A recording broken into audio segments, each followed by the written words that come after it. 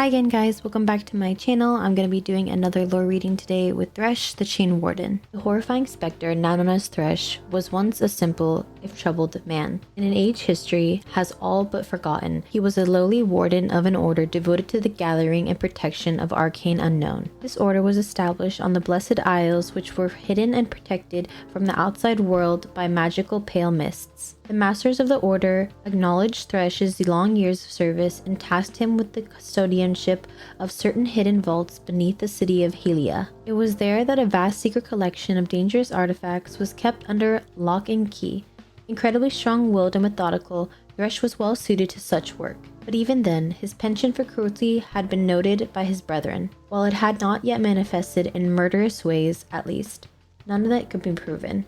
He was shunned by many. It became clear he had given a job that kept him away from others, preventing him from gaining the recognition he felt he deserved. The later years in the darkness took their toll, and Thresh grew even more bitter and jealous as he patrolled the long halls with his lantern stave, and only his own resentful thoughts for company. His moments of opportunity came when the armies of a mad king managed to pierce the mists and arrived unbidden upon the shores of the Blessed Isles. Secretly, Thresh delighted in the slaughter that followed. The invading king was obsessed with resurrecting his dead queen, and Thresh willingly led him to the fabled waters of life.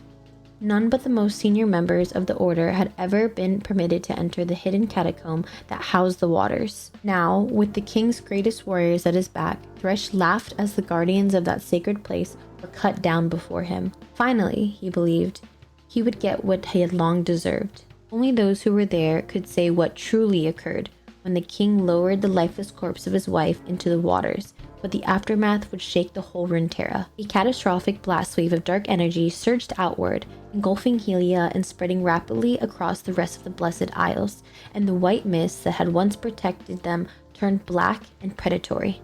Every living thing in its path perished in an instant, and yet their spirits could not move on, caught in a horrifying new existence somewhere between life and death.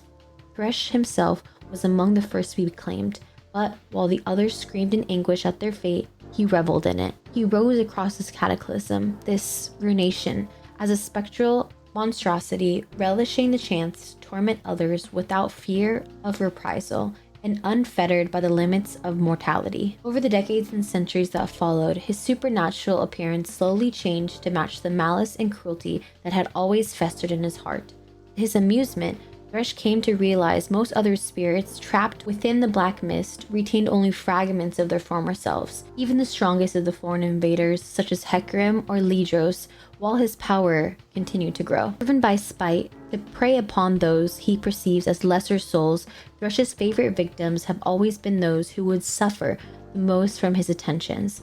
No matter how strong their resolve, resilience, or faith, he strives to break them as slowly as possible, by learning their fears and weaknesses, and toying with them to the very end.